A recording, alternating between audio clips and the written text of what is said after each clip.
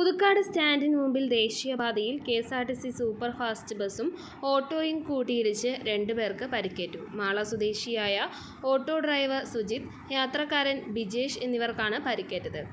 ഇതിൽ സുജിത്തിന്റെ നില ഗുരുതരമാണ്. പരിക്കേറ്റവരെ തൃശൂരിലെ സ്വകാര്യ ആശുപത്രിയിൽ പ്രവേശിപ്പിച്ചു.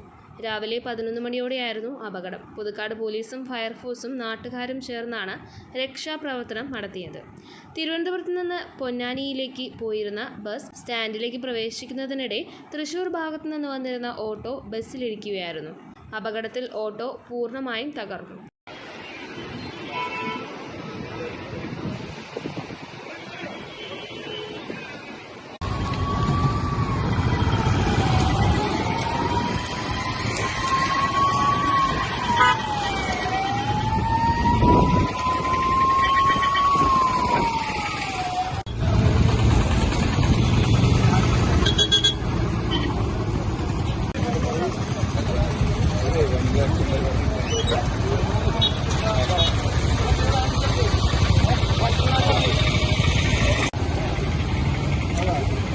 Ambulance